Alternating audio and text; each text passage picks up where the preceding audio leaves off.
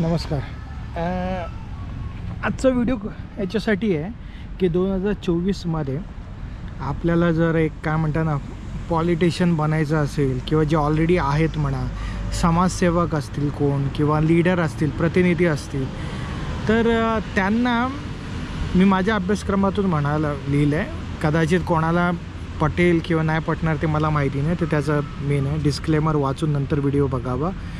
तर त्याच्यामध्ये आजच्या घडीला गौतम बुद्ध ओके आणि डॉक्टर B.R. आंबेडकर, तर यांच्याकडून कुठल्या गोष्टी शिकण्यासारख्या आहेत ज्या मी माझ्या वाचनामधून आलेल्या आहेत. तर त्याचा मी काही पॉईंट बनवले आणि ते तुम्हाला खरंच उपयोगी पडतात आहे, तर बघा. ओके, मी अगोदरच कशासाठी सांगितलं की तर बाबा ज्याला कोणाला पटतच नसेल तर मग त्याने हा व्हिडिओ इथेच सोडावा आणि दुसरं काय त्याला आवडत असेल ते बघावं. ओके, तर सुरुवात करतो पहिलं गौतम बुद्धांबद्दल. तर गौतम बुद्धांच्या कुठल्या गोष्टी येतात? ध्यान.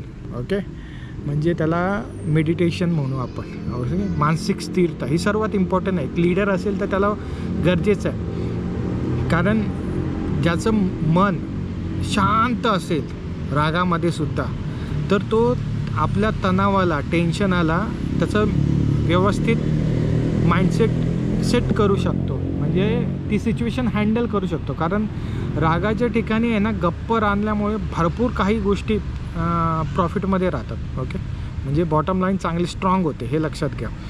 आणि याचं उदाहरण काय आहे तर स्टीव्ह जॉब्स, सगळ्यांनाच माहिती आहे, ते झेन बुद्धिझम फॉलो करायचे आणि म्हणजे त्यांना त्यांच्याच कंपनीतून बाजूला काढलेलं, विचार माहिती आहे ना तुम्हाला, त्यांच्याच कंपनीमधून काढून टाकलेलं होतं आणि नंतर मग त्यांचा कमबॅक झाला आणि मग त्यांनी ॲपलचे इतके चांगले प्रोडक्ट बनवले. त्याच्यानंतर त्यांना काय म्हणतात ते कॅन्सरसुद्धा झालेलं आणि त्यांच्यामुळे त्यांचं निधन झालं. पण त्या कॅन्सरच्या वेळीसुद्धा त्यांनी बऱ्या प्रकारच्या प्रोडक्ट लिस्टमध्ये अपग्रेशन आणि अपडेट दिली होती. ओके, हे तुम्हाला एक उदाहरण सांगितलं गौतम बुद्ध. म्हणजे झेन बुद्धिझममध्ये बुद्धांचे वेगवेगळे प्रकार आहेत, ते काय तुम्हाला सगळ्यात हे नाही, पण जे अभ्यास झाले ते मी तुम्हाला गोष्टी सांगितल्या. दुसरं काय तर गौतम बुद्धांकडून शिकायचं आहे करुणा आणि सेवाभाव. आता हे लीडरमध्ये असणं गरजेचं आहे, कारण तो लीडर जर स्वार्थी असला तर त्या सगळ्या गोष्टी होणार नाही. मग गौतम बुद्धांनी काय शिकवलं आहे की करुणा आणि सेवा ह्या दोन गोष्टीमध्ये लोकांमध्ये एक आपुलकी निर्माण होतं. आणि लीडरमध्ये आणि अशा कुठल्या पॉलिटिशियनमध्ये ही पहिली गोष्ट महत्त्वाची असणं गरज आहे. तो तुमच्याहून लहान आहे, तो तुमच्याहून त्याचं डेझिग्नेशनसुद्धा कमी आहे, तरी तुम्ही त्याच्या सोबत तुम्ही नेहमी काइंडलीच असणं गरजेचं आहे, म्हणजे आधारच ठेवणं गरजेचं आहे, तरच तुम्ही तुमचं एक व्यक्तिमत्व निर्माण करू शकता. जसं डॉक्टर APJ अब्दुल कलामचं बघा, मी भरपूर व्हिडिओ बघितलेले आहे पण त्या सगळ्या गोष्टी शिकल्या आहे. तर याच्यामध्ये अजून एक उदाहरण येतं तुम्हाला मदर टेरेसांचं, की त्यांनीसुद्धा जे कुष्ठरोगाचं त्यावेळी काम केलं नाही. ओके, कोण जात नव्हतं किंवा इतर बाकीचे, पण त्यामुळे त्यांच्या जगामध्ये म्हणजे एवढी चर्चा झाली या सगळ्या गोष्टीमध्ये. ओके, आता याच्यामध्ये काय तिसरी गोष्ट काय की स्वतःला ओळखणे. बुद्धांनी स्वतःला ओळखलेलं होतं, म्हणून त्यांनी प्रत्येक गोष्टी म्हणजे म्हणतात ना ते ज्यावेळी त्यांना ती संपूर्ण ज्ञानाची अवगती झाली, मग ते घरी गेले, त्यांनी माफी मागितली त्यांच्या पत्नीची, मुलाची. पण ह्या सगळ्या गोष्टी कधी शक्य आहे? कारण तुम्हाला स्वतःला ओळखणं गरजेचं आहे, आत्मपरीक्षण करणं गरजेचं आहे. आणि ज्यावेळी चूक समजली त्यावेळी ते सॉरी बोला विसरून जा, कारण सॉरी बोलायला पैसे लागत नाही, असं माझ्या तरी आईचं म्हणणं आहे. ओके, तर जेफ बेझोस हे लक्षात घ्या, त्यांनी स्वतःची टीमची निवड करताना स्वतःला ओळखूनच योग्य पद्धतीने म्हणजे संपूर्ण बांधणी केलं आहे. त्याच्यामुळे आज बघा पुस्तक विकण्यापासून ते आज कुठल्या बिझनेसमध्ये आलेलं, म्हणजे आपण विचार करू शकत नाही, आपण बोलू शकत नाही एका दिवसात, मी म्हणेन एका महिन्यातसुद्धा बोलता येणार नाही, इतक्या गोष्टीमध्ये त्या इन्वॉल्व झालेल्या आहे. म्हणजे अफलातून हे सगळं करण्यासाठी माणसाची ॲबिलिटी स्वतःला ओळखण्याची पहिली महत्त्वाची गोष्ट आहे. ओके, दुसरं नेतृत्व आहे डॉक्टर B.R. आंबेडकरांकडून काय शिकण्याला मिळालं आहे. तर सर्वात इम्पॉर्टंट महत्त्वाचं काय, शिक्षण, अज्ञान. म्हणजे विचार करा, ज्या व्यक्तीला शाळेमध्ये बसण्याचं, ज्ञान अवगत करण्याचं त्यावेळी बसायला देत नव्हते, जबकी ते सुद्धा त्यावेळी एका मिलिटरी आर्मीच्या मुलगे होते, म्हणून तेवढं तरी त्यांना म्हणजे विचार करा, असे किती व्यक्ती असतील अजून त्यांना कधीच त्यांनी शिकण्याचं हे दिलं नाही. त्यांनी प्रत्येक गोष्टीमध्ये, आता जसं म्हणाला की पहिली गोष्ट एक लक्षात घ्या, ते कुठल्याही रिलिजनच्या विरोधात नव्हते. ते विरोधात होते त्या व्यवस्थेशी, म्हणजे जी व्यवस्था एका विशिष्ट माणसाने निर्माण केली होती आणि तो त्याला म्हणत होता की तो त्याच्यामध्ये जन्मलेला मूर्ख जरी असेल तरी त्याला विद्वान म्हणायचं. त्या व्यवस्थेबद्दल ते त्याचे विरोधक होते. ओके.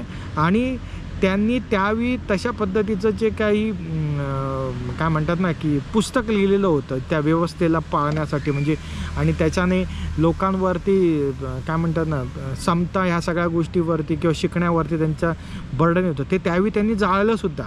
पण ज्यावेळी त्यांना जी वेळ मिळाली तेव्हा त्यांनी एका देशाचं भारताचं आपल्या संविधानसुद्धा लिहिलं की ज्याच्याने बघा त्यावेळी विसंगती होते, जे पुस्तक जळाली होती त्याच्यामध्ये विसंगती होती, म्हणजे लहान थोडा मोठा. पण ज्यावेळी संविधान लिहिलं त्यावेळी सगळ्यांना एकाच लेवलमध्ये आणला.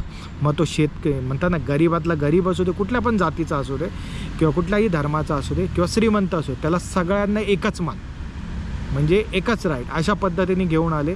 म्हणजे ही किती मोठी गोष्ट आहे बघा शिक्षणामध्ये.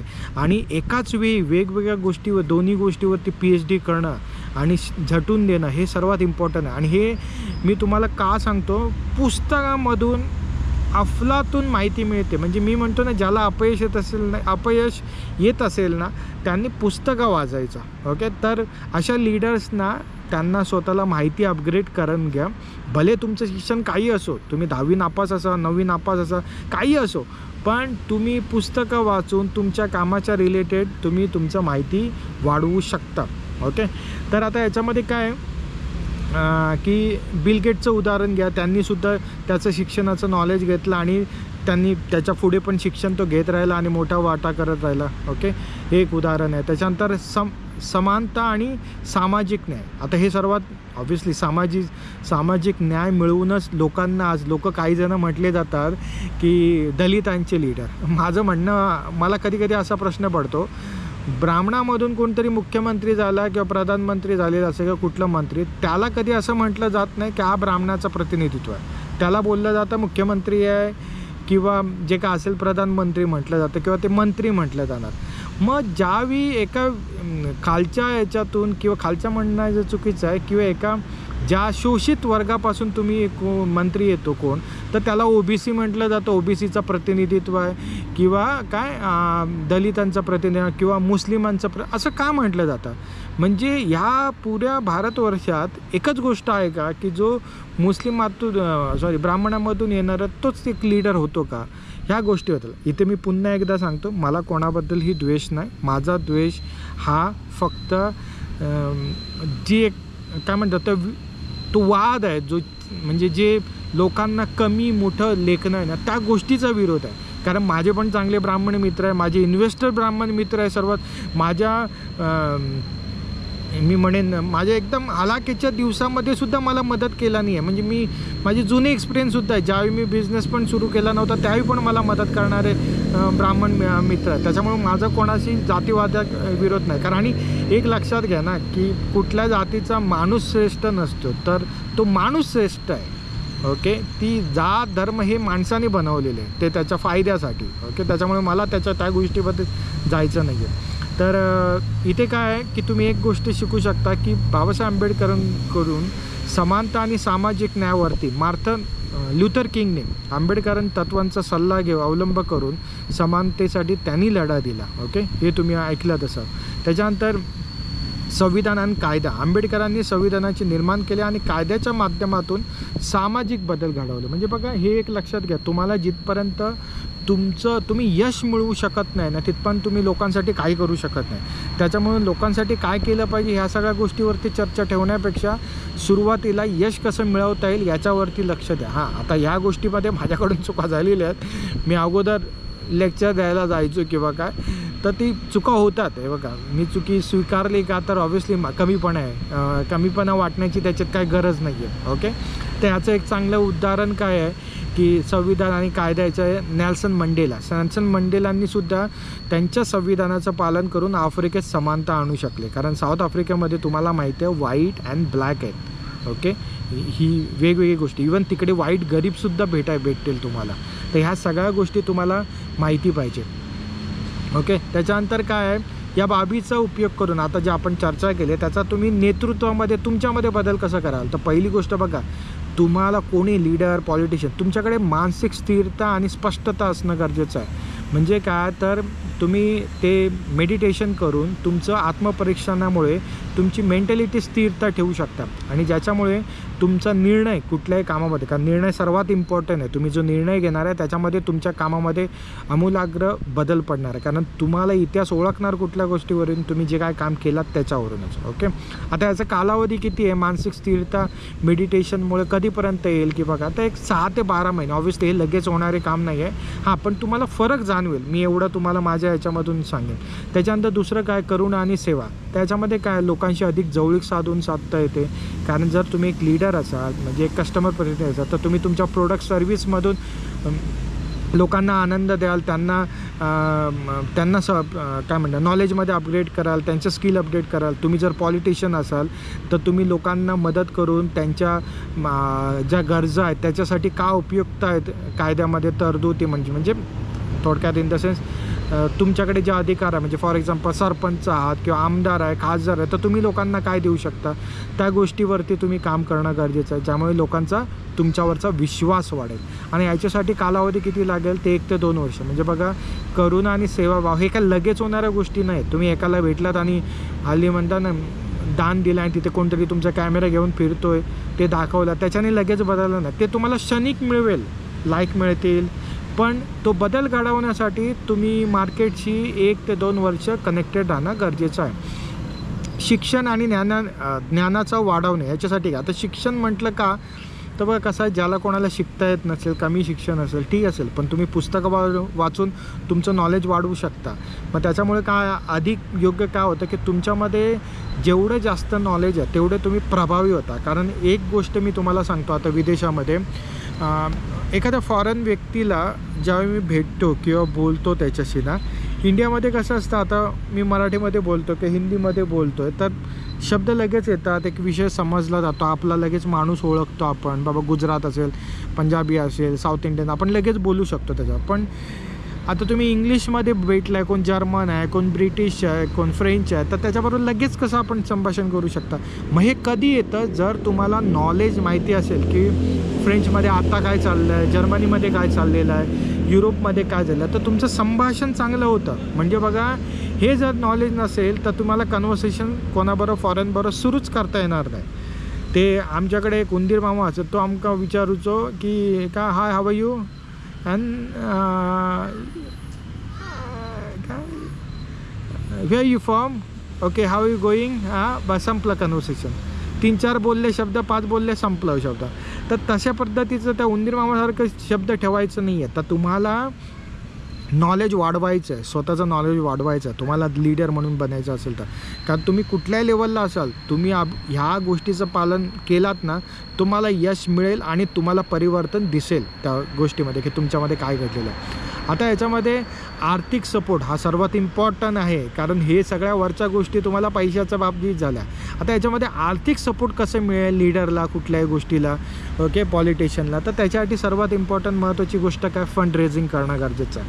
क्राऊड फंडिंगने करू शकता. जसं तुम्हाला आठवत असेल, काय नाव त्याचं, एक आपल्या इंडियन इन्स्टिट्यूटमधून एक भरपूर नाव गाजलेलं आहे त्याचं, आता ते काँग्रेसमधून ते दिल्लीमधून लढत होते, पण त्यांना ते हारले तिथून. ओके, कन्हैया.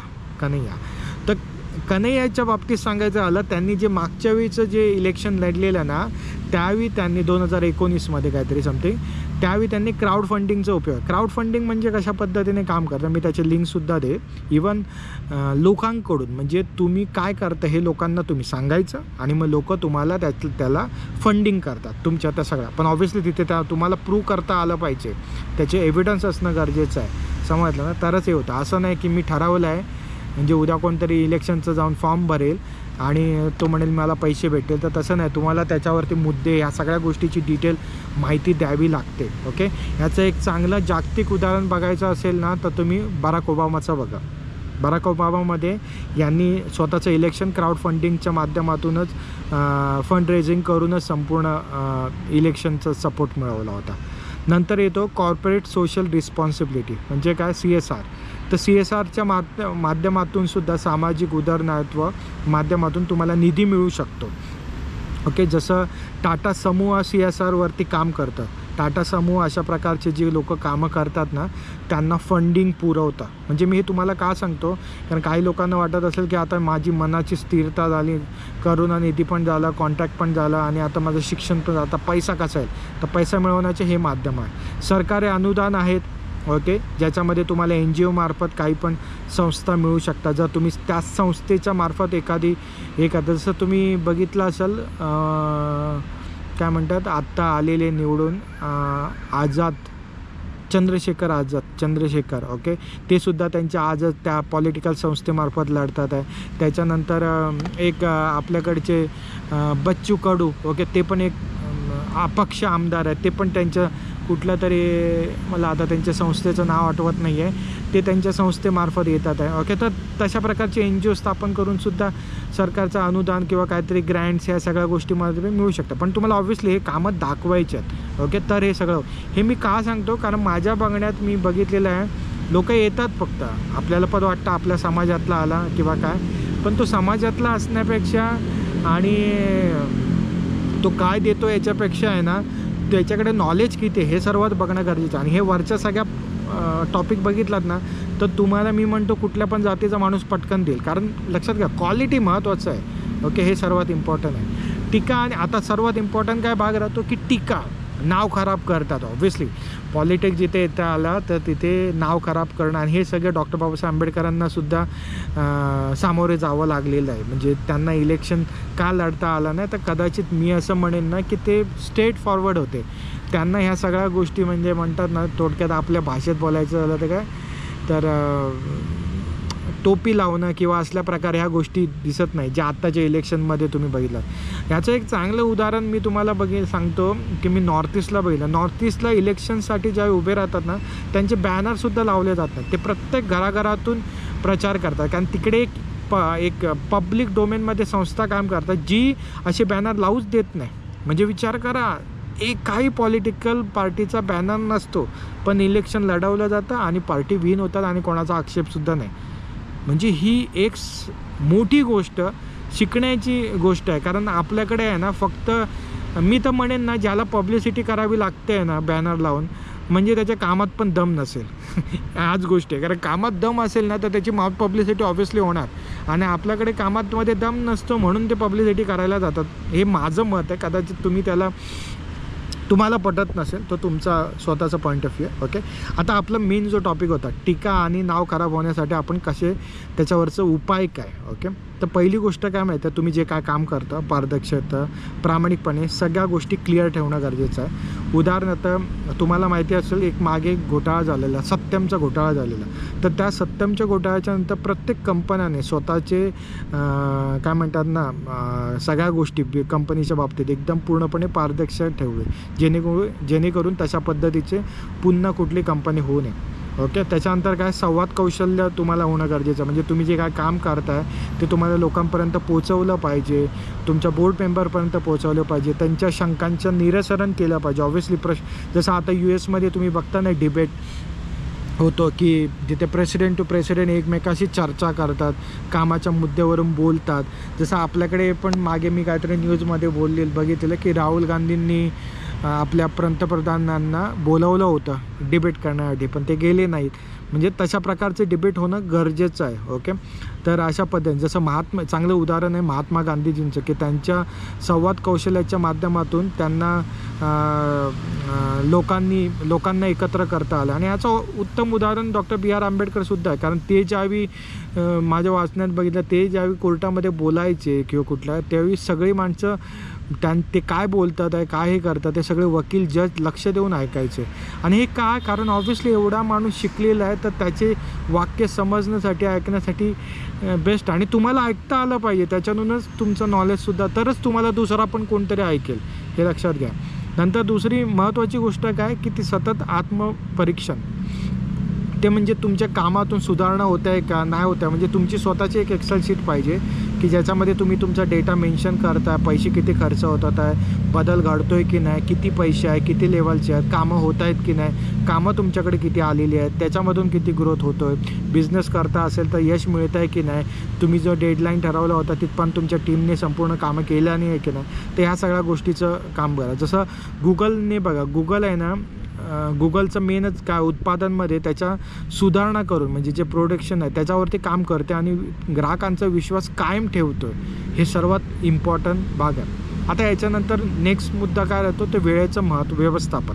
ही सर्वात महत्त्वाची गोष्ट आहे. सगळ्या गोष्टी आल्या तर आता ही गोष्ट का शिकणं गरजेचं आहे, कारण मी तुम्हाला मगाशी जसं बोललो, बुद्धांनी सुद्धा ज्ञान मिळवलं, ओके, म्हणजे जिवंत असतानाच.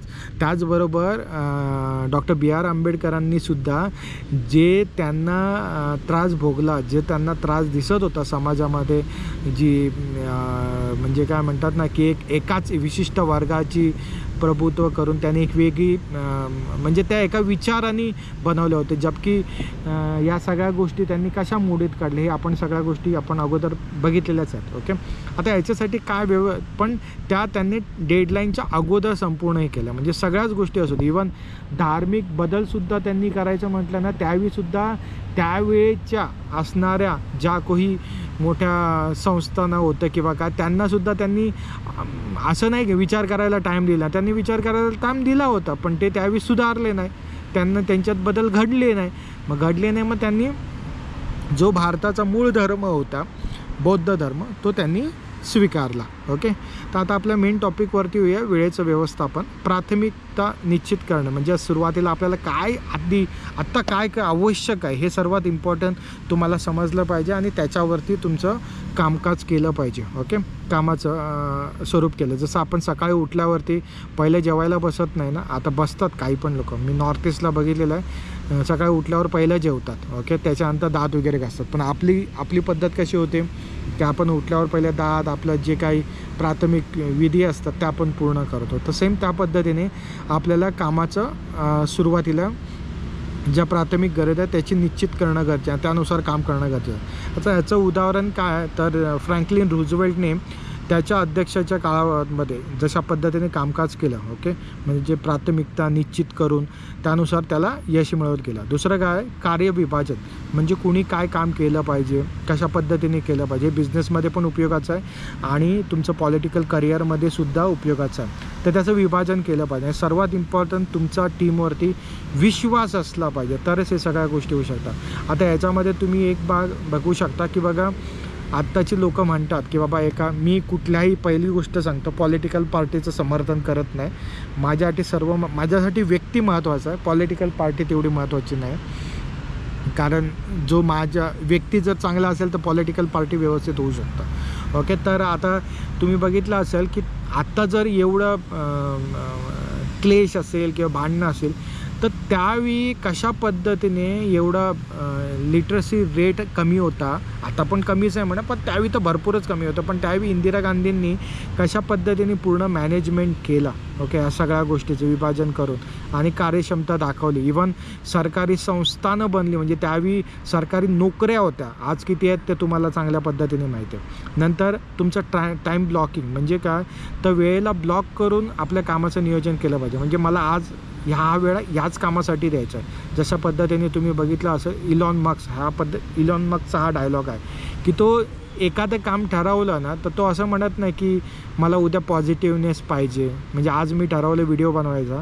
तर उद्या मला जमत नाही तर मला पॉझिटिव्ह पाहिजे, काहीतरी व्हिडिओ बघायला पाहिजे दुसरा किंवा मला पुस्तक नाही. मी ठरवलं आहे ना मला काम करायचं आहे, मला डेली व्हिडिओ टाकायचे आहेत तर मला टाकायचेच आहेत आणि ते बनवलंच पाहिजे, ते टॉपिक शोधून काढलेच पाहिजे त्या रिलेटेड. या अशा पद्धतीनेच तुमचं काम होऊ शकतं. मग जर तुम्ही काम ठरवलेलं आहे त्या कामासाठी तर तुम्ही ते ब्लॉक केलं आहे, लिहिलं आहे तुमच्या डायरीमध्ये, तर तुम्हाला त्या कामावरतीच फोकस करून ठेवायचं आहे. ओके, आता ह्याच्यानंतरचा सर्वात इम्पॉर्टंट टॉपिक येतो तो म्हणजे काय, पार्टनरशिप, गठबंधन, किंवा तुमच्या कंपनीशी एखाद्याचे B2B पार्टनरशिप करताय, B2C पार्टनरशिप करताय, तर त्यावेळी काय काळजी घेणं गरजेचं आहे. तर पहिली गोष्ट म्हणजे काय की तुमच्या पार्टनरना तुम्ही ओळखणं गरजेचं आहे. म्हणजे ज्याच्याशी तुम्ही पार्टनरशिप करताय, जसं आता मी एक बघितले, कोणतरी एका पार्टीमधून दुसऱ्या पार्टीमध्ये गेला हारला आणि त्या पार्टीमधून आता तिसऱ्या पार्टीमध्ये गेला. जसं त्याला बोलतात येलाराम गेलाराम, आलाराम गेलाराम. तर ते काय होतं, ते काहीतरी हरियाणामधलं काहीतरी एक स्टोरी आहे की ज्याच्यामध्ये एका तिकडच्या नेत्याने त्यांनी एकाच वेळी कमीत कमी एक पार्टी सोडली, दुसऱ्या पार्टीत गेला, दुसऱ्या पार्टीतून पुन्हा पहिल्या पार्टीत आला, असं काहीतरी गोष्ट गेला. तर तिथपासून नंतर त्याच्यावरती स्ट्राईकसुद्धा झाली, म्हणजे कायदा बनला की बाबा रे असं कोणी करू नये. पण ती स्लोगन लक्षात राहिलं कारण त्यांचं नाव राम होतं, त्याच्यामधून आयाराम गेलाराम असं काहीतरी ते म्हटलं जातं. ओके, टम या सगळ्या गोष्टी. तर तशाच पद्धतीने तुम्ही ज्यांच्याबरोबर पार्टनरशिप करता ती एकदम तुमची स्ट्रॉंग असली पाहिजे की जेणेकरून तुम्हाला तुमचं पार्टनर माहिती आहे आणि एकदा माहिती आहे की तुम्ही मग त्यांच्या बघा वादावाद सगळ्यामध्ये होतात, कोणामध्ये होत नाही असं नाही. जसं जिओ फेसबुकमध्ये पार्टनरशिप झालं, एकमेकांची पार्श्वभूमी बघितला नाही आणि त्यानुसार त्यांनी तपासून नंतर हे केलं. असं करू नका की पहिलं पार्टनर बनवा आणि नंतर तपासायला जा, तर नंतर तुटणारच आहे ना. ओके, असे भरपूर गोष्टी बघितलेल्या की ते आता ह्याचं एकदम मेन उदाहरण म्हणजे लग्न करण्याच्या अगोदर पोरीला तपासा, नंतर तपासायला जाऊ नका की तो तुझा मित्र होता, अगोदर सांगितलं नव्हतं. तर ते अगोदर तपासा कोण मित्र आहेत की नाही आहेत, त्याच्यानंतर लग्नाच्या गोष्टी पूर्ण करा. तर तशाच पद्धतीने जर तुमचा पैसा इन्व्हेस्ट करताय, जर तुमच्या सगळ्या गोष्टी, तर अगोदर हे करा, नंतर तुमच्या कानावर येतं हे का भूतकाळ सगळ्यांना आहे. ओके, त्याच्यानंतर लिखित करार करणं. ऑब्व्हियसली ज्यावेळी तुम्ही तुमचा पार्टनर शोधताय पॉलिटिकलमध्ये की तुम्हाला तुमच्या गावाचा प्रतिनिधी, त्या गावातून तुम्हाला कोण सपोर्ट देणार आहे, तो तुम्ही एकदा ओळखल्याच्यानंतर किंवा त्या ह्याच्यातून तुमचं प्रोडक्ट कोण विकणार आहे, तर हे एकदा तुम्हाला हिस्ट्री सगळी समजल्याच्यानंतर लिखित करार करा. म्हणजे जेणेकरून तुम्ही काय बोलताय, त्याचं काय बोलणं आहे, त्याचे काय टर्म कंडिशन आहे, तुमचे काय टर्म कंडिशन आहे, हे सगळं पेपरवरती हो. ह्याच्यासाठी तुम्ही जसं ॲमेझॉन बघा आज 25 ते 30% ॲमेझॉन घेतो आहे प्रत्येक प्रोडक्ट सेलवरती प्रत्येकाकडून, पण ते सगळं लिखितमध्ये आहे. त्याच्यामुळे त्याच्यावरती कोण बोलायला गेलं तरी ते DND क्लॉज येतो. ओके, म्हणजे आणि तो करतो का हे त्याला माहिती पडलेलं. आणि लिखिततामुळे काय होतं माहिती आहे, भांडणं कमी होतात. जसं आता आपल्याकडे कोकणामध्ये एक भावकी कॉन्सेप्ट आहे. तर भावकीमध्ये काय असतं की नवरा बायकोला बसवलं जातं, त्यांना चर्चा केली जाते, बोललं जातं, त्याच्यामुळे काय राहतं एक बर्डन राहतं. पण जर तुम्ही वरच्या प्रदेशामध्ये गेलात महाराष्ट्राच्या, तर त्याच्यामध्ये भावकी हा कॉन्सेप्ट नाही आहे. तिकडे बसली तर कदाचित पंचायत असते किंवा नसते.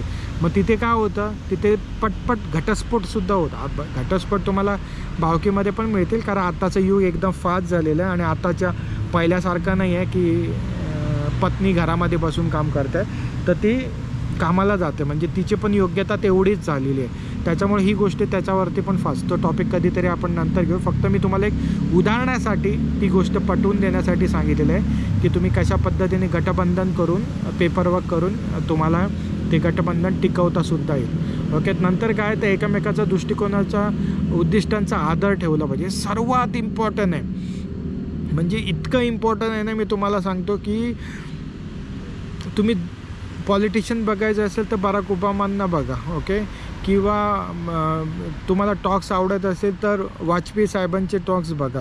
हे भरपूर गोष्टी शिकण्यासारख्या आहेत, म्हणजे लक्ष केंद्रित करण्यासारखं आहे.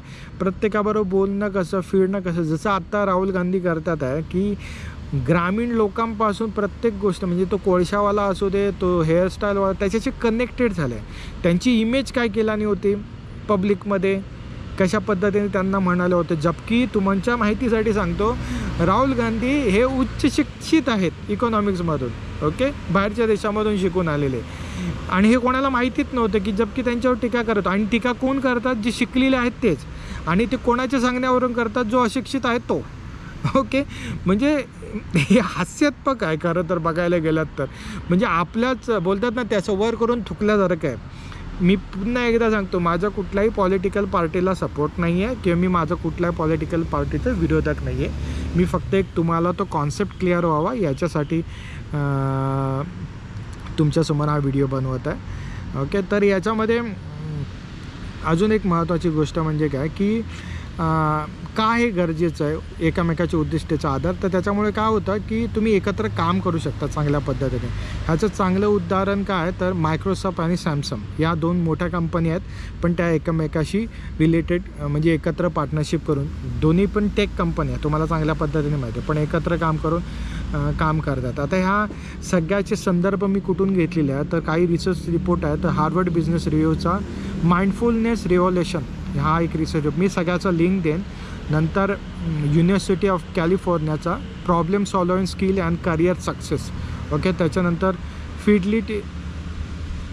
फिडलाईटचं investment financial stability and career risk. Okay, ह्याच्यावरती आहेत. नंतर दुसरा गोष्ट आहे people skill and financial success. Okay, ह्याचे काही हे रिसर्च रिपोर्ट आहे. त्याच्यानंतर न्यूज आर्टिकल आहे how to meditation and mindfulness can boost your productive, फोर्समध्ये पब्लिश झालेलं आहे. त्याच्यानंतर the important of transparency of business the गार्डियनमध्ये झालेलं आहे. आणि why continuous learning to crucial career success लिंक्डइनचा लर्निंग ब्लॉगमध्ये लिहिलेलं आहे. त्या सगळ्या गोष्टीवरती आहे. तर मला गोष्टी समजल्या असेल की 2024मध्ये समाजसेवक एक लीडरशिप पॉलिटिशियन कशा पद्धतीने बनता येईल. याच्या रिलेटेड तुम्हाला ई बुक पाहिजे असेल की बाबा रे मला एकदम स्क्रॅचपासून पाहिजे, म्हणजे एकदम